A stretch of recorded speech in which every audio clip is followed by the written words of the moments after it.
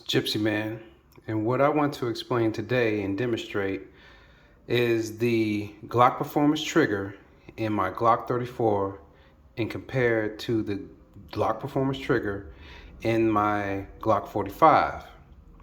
So, if you can look down at the trigger bar, the front of the trigger bar, by the drop safety up front, you will see that on my Glock Performance trigger on my Glock 34, which is my competition gun, I have the Johnny Vex trigger shoe. And on the right, you will see on my Glock 34, I left it stock with the stock shoe versus the Vex trigger by Johnny Glock. So what you will see that there's space. If you look at the trigger bar up front, you'll see that their spacing is different. Same trigger mechanism, but a different shoe.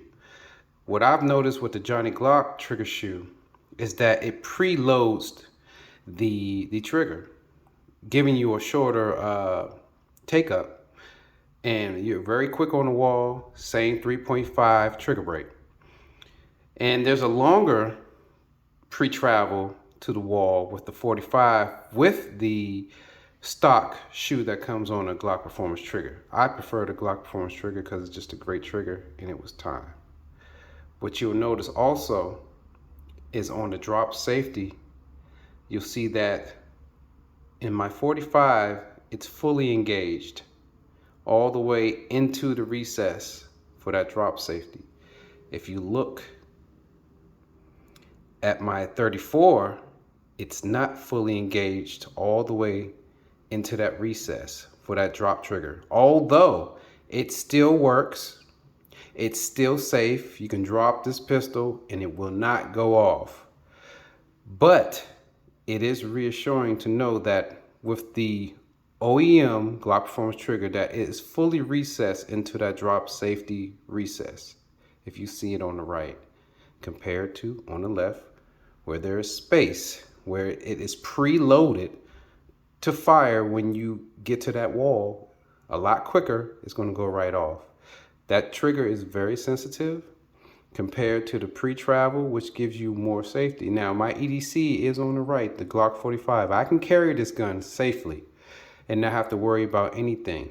Now, I will not carry my competition Glock 34 because of the reason that come along with installing a Vex trigger on the Glock, which shortens the travel. It basically preloads the trigger. It's already back some. As you can see from the spacing difference, if you look at the front of the trigger bar, you will see that there's a spacing difference. One is almost up on the frame of the gun and one is set back slightly because it's preloaded when I installed that spring on there. I can make some adjustments, add further travel on that, which I may do, but I still will not carry this gun. Although I love shooting this gun, it is very quick on those secondary shots, and it fires great, and it works.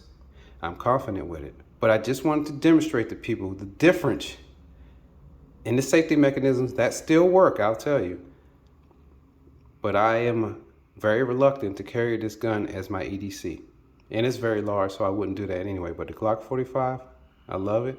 I love the trigger, had to put it in a new gun. And just wanted to give you guys a heads up if you're making the decision if you want to change the trigger shoe on the Glock Performance trigger upgrade. All right, Gypsy Man, peace.